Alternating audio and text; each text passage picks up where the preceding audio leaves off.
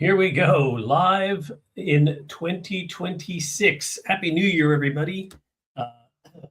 Welcome back to the real world as everyone's finally finding their way back to work, or some people are on the 5th of January. Yeah, very excited to be back in 2026 and to be presenting again on It's Time to Lead Different and helping people understand leadership, the journey of evolution that's going to be required by everyone in 2026. I've actually very exciting news to share with all of you before we get into today's session. Just about finished I have finished all the edits. I'm just doing last minute chicken note scratching on the new book coming out. It's Time to Lead Different, a guide for trailblazers of revolutionary leadership. So that is coming out. This one I'm giving away for free. There will be an audible version of it. The printed and digital copies will be available, I would imagine, by the first week of February. Just waiting on all the testimonials and endorsements and the forward to come in to finish off the book and then get it out there and available to everybody. Then I will be doing the audible version of it. So very excited to share that with all of you. So 2026, this is the year to lead different. Now, please understand that in order for us to lead different, we can't ask people to lead differently, yet keep training people in leadership, or what we call leadership. We can't keep training them the way we used to and asking them to lead differently. All right. So if we want to lead different, we have to learn different. And that's what this session's about. I want to share with you on whatever platform you're watching this on is how to learn different. Okay, and I'm going to take you on a journey of evolution in understanding leadership, not only training and development and what we used to call leadership and everything, and the way that we train people versus how we should be doing it today. Okay, so we're going to go through that. I want to start off with a simple few series of questions. Right. So first and foremost, what if we've gotten leadership development backward? What if we've been asking all the wrong questions? What if the answer isn't about knowing more, but about becoming more? Okay, so this is the challenge for 2026. It's not just about knowing more. Hi there, thank you for joining in. Thanks for popping on.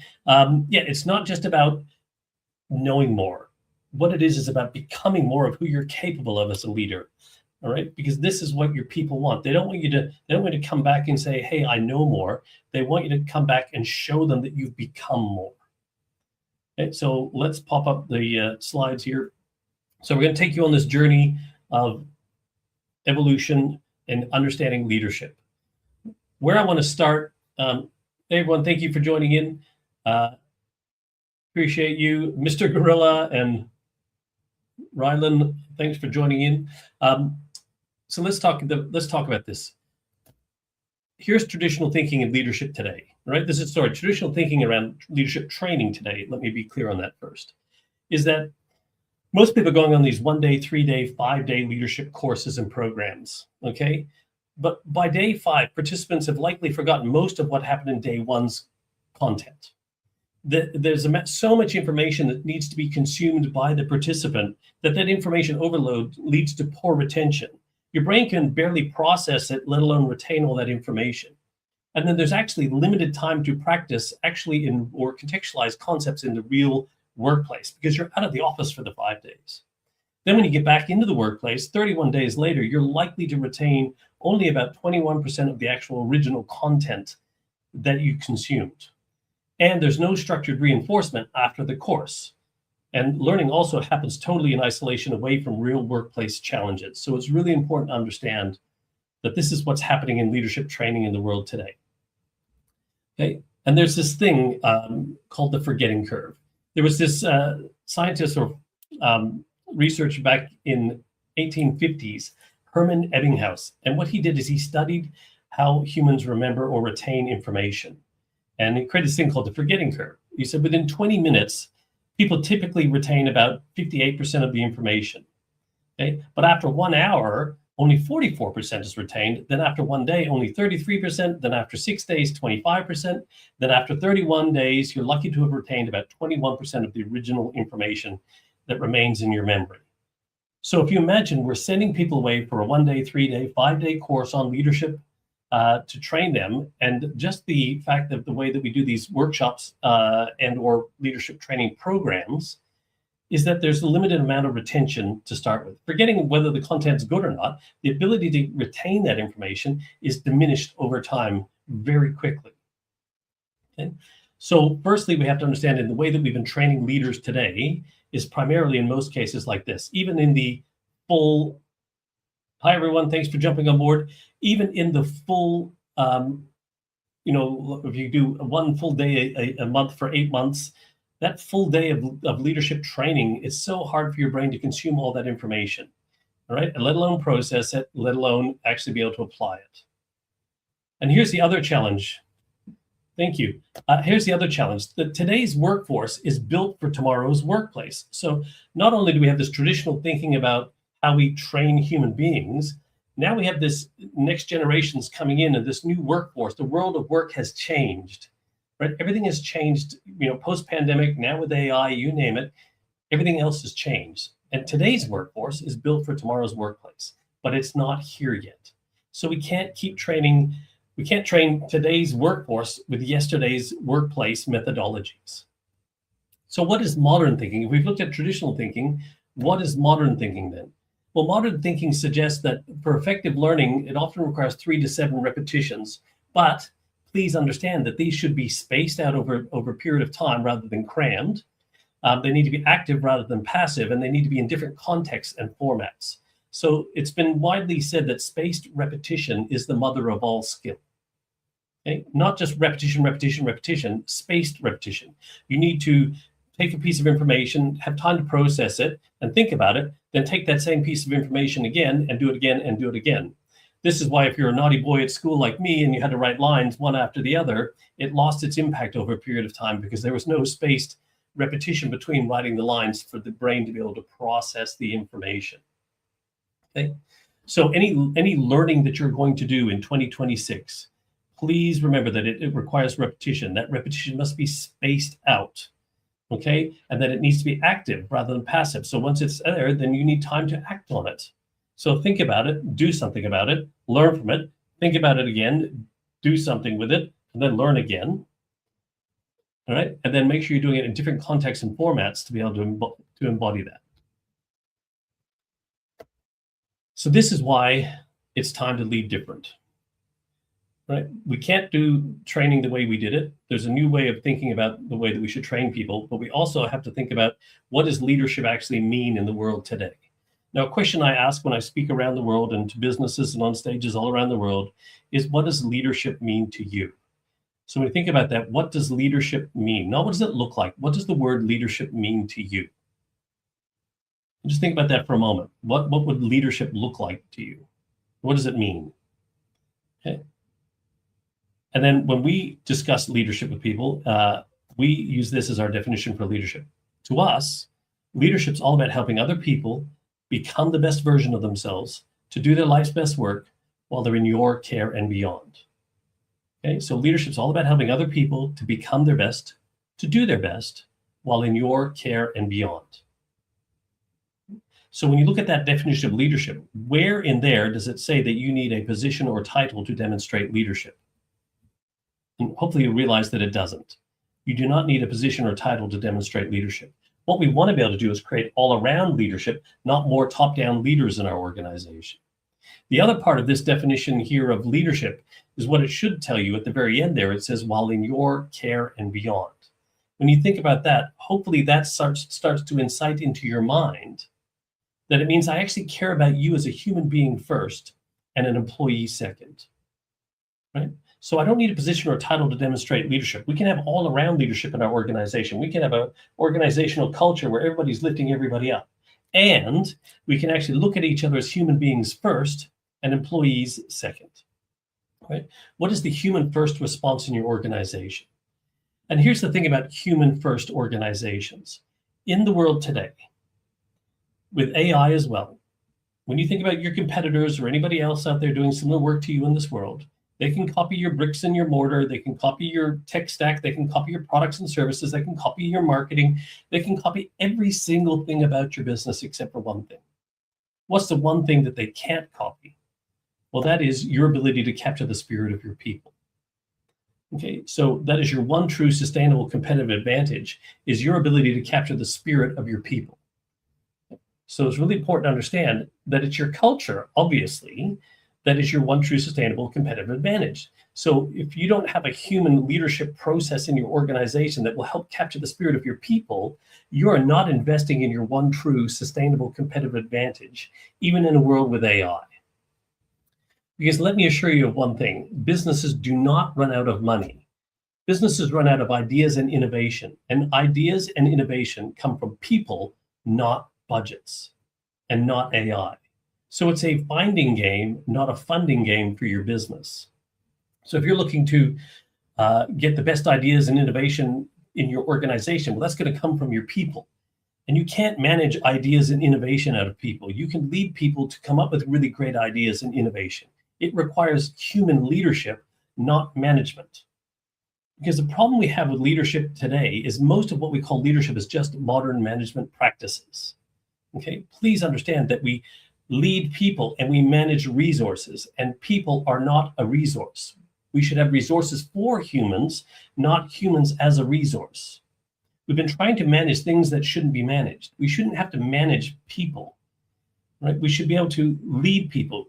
You can't manage spirit. You can't manage belonging, right? You can't manage somebody into greatness. That takes leadership. And so in an organization, when AI can take care of a lot of the doing stuff going forward and a lot of the management stuff going forward, what's going to be left is the human stuff. So our leadership development must be tied to the leadership stuff. Yet if you look, the human stuff, but if you look at most leadership courses or programs out there today and certificates and credits, most of them, the content is fixed on management theories. There's very little people leadership stuff in there. So what I'd like to introduce you to is another way of thinking. So this is our leadership evolution action plan. I'm going to share with you how we structure leadership development with our clients that we have all around the world. This is something that we've been doing with our clients for many, many years now, all around the world in different countries. For someone like myself, who's a leadership practitioner, I've been doing leadership for 30 odd years across 3 continents, across multiple disciplines of organizations and organizational types. As a practitioner, I'm not a theorist, I'm not an academic. This has all been learned from working with human beings. Okay? And what we realized in the work that we do with our clients, and that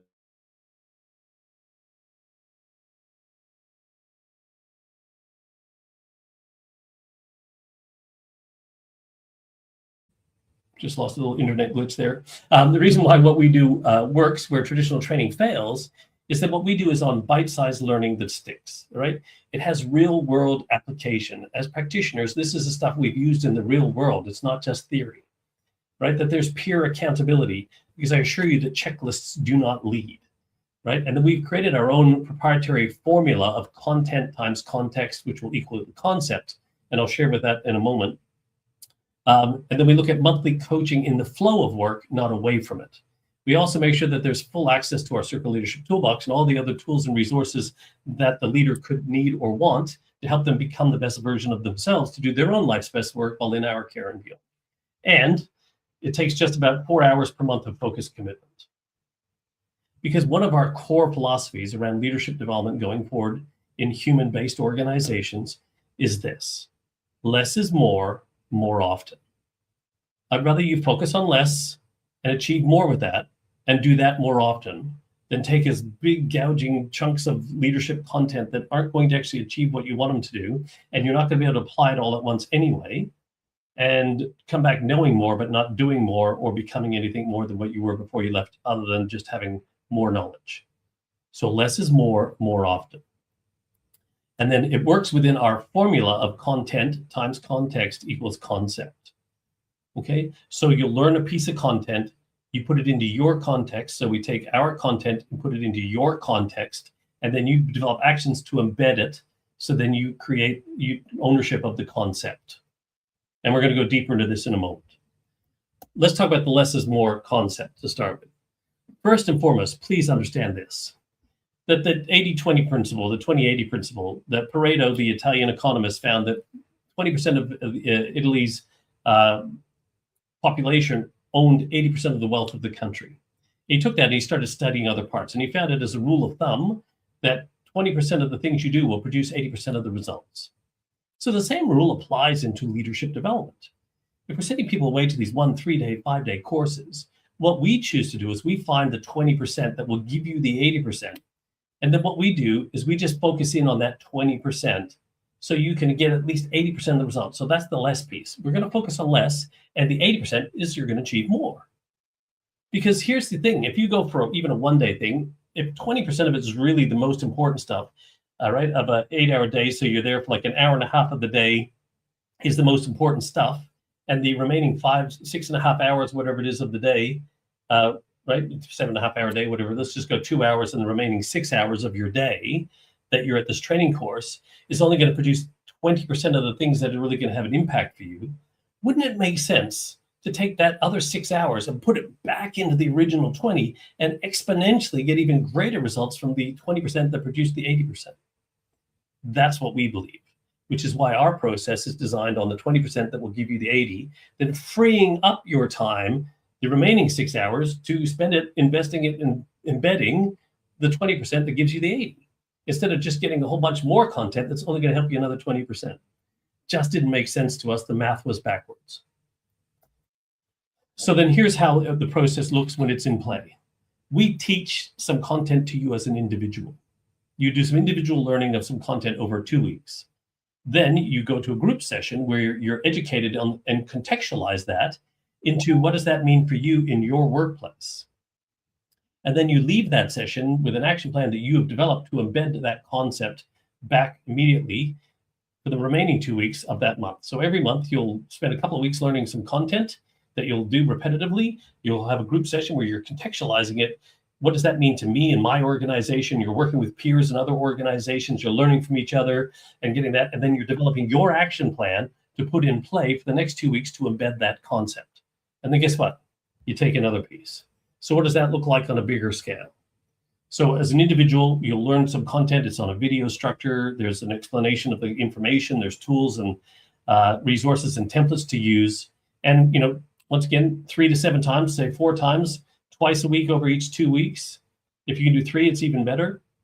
Of watching that piece of content, which could be like a 10-minute piece of content to absorb, but you do it multiple times to start taking ownership of the content, right? To start embodying that information into your mind.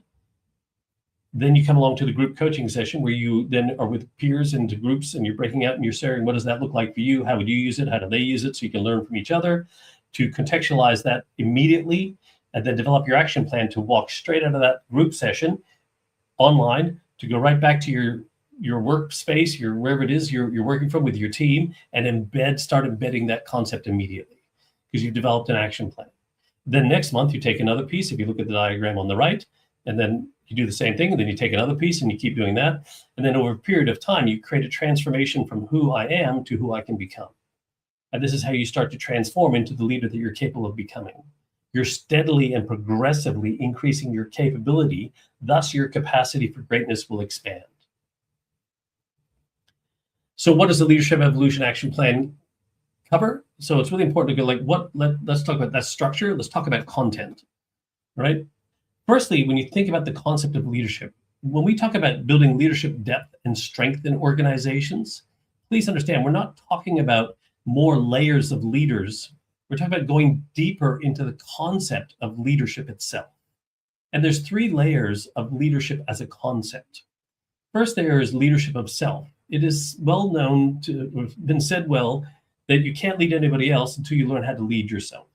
So the first thing that we talk about in the Leadership Evolution Action Plan is leadership of self, is learning how to lead yourself and how to become very self-aware of who I am, how I think, what my communication styles are, how my mind works and what's important to me, where my comfort zone is, and learning all those sorts of things. Because then once you've learned about yourself, you then can go and lead teams. So then you can become a leader of teams. You learn how to lead yourself. Now you know how to help yourself become your best, to do your best while in your own care and beyond. You can now go help others do the same. And then you will learn how to be a leader of teams, right? So leading a group of humans, right? So I'll learn how to lead myself, then I learn how to lead a group of humans. Then once I understood that, then I can lead the business. Then I can take that collective wisdom of all those humans and help to take that that collective there to form the greater good, because an organization or a business is just a bunch of human beings all working together for some greater good or common goal. So now I can then learn how to lead the business. So we go leadership of self, leader of teams, then lead the business, all built into the same formula. And then at each layer, of course, there's certain sessions that we'll go through, and there's tools you can see in the toolbox. So the leadership of self, there's things that we take you through. Then there's a bunch of tools available to you. Then when you go into leader of teams, then there's sessions to take you through, and then there's a whole bunch of tools. Then we go into lead the business, there's a whole bunch of sessions and a whole bunch of tools. Right? And then in each of the toolboxes or in the tools, there's usually a video that is set up like this. You'll go into there and you'll be able to see and access the video to learn the content. And as you go through that, you'll see that there's a video here. This one's 9 minutes and 49 seconds explaining the actual piece of, or teaching the piece of content. In this case, it's how your mind works. And then each of those sessions, there's the video lesson, there's a description, tells you what it's all about. Then there's the diagrams, models, or templates that you can download and access. And there's a space to leave a comment or ask a question. You go, hey, what about this? What about that? And any one of our team of coaches can jump in and answer those questions straight away. Or your peers who are also in there can go in and say and share experiences of what they've done. Remember, this is about peer accountability as well, and peer support. And part of the contextualization is learning from each other. But every session is set up with that. So you have a video, you'll have an understanding what it's about, tools, models, templates for you to use to follow along in the video, to practice and embody the information. And then you have a place to leave comments or ask questions. And this is before even the group stuff happens. Okay? So we want to develop that leadership, depth, and strength. Hi, Gisela. Yeah, this is a deep truth often overlooked when selecting leaders. It's one of the most important aspects of true leadership. Thank you for sharing that. 100%. Absolutely, it is. Appreciate you being here. So we want to look at developing leadership depth and strength in your business. Remember, so this is about how do we actually get deeper into the concept of leadership, and then how do we create more leadership in our organization? Okay, so we want to create more strength across the organization and go deeper into the concept of leadership. And so here's a little bit of a close-up, I guess, of that session. So once again, there's a video doing the tutorial. 9 minutes and 49 seconds. And you have to watch that 2 times a week so 4 times on average to get the 3 to 7 repetitions spaced out. And of course, as you do that, there is worksheets that you'll download and you'll be able to follow along and draw and design and do everything as I'm whiteboarding it there with you immediately. And then we provide an action plan, but you can develop your own. So each session will have its own action plan at the end of it. Here's some things that you can think about to do to put it in play immediately. Just as a template, but then you develop your own. Okay, and then you'll have access to the toolbox. So every tool that you may want or need to support all the learning that you're doing is available in the toolbox as well to all people attending our Leadership Evolution Action Plan process. These tools, templates, resources, models. I wish there was a resort in there. So you have access to all these things that you can use that will help you. And the toolbox is developed by people asking questions. Hey, do you guys have something that will help us with this? If it's in our wheelhouse, we create it and then we share it with everybody. So this toolbox is expanding continually. It's evolving continually by the needs of the people who are going through the process. So real practitioners like yourself who are leading teams are asking for things, and we're all adding value to the toolbox. So the toolbox continues to evolve as we do as leaders as well.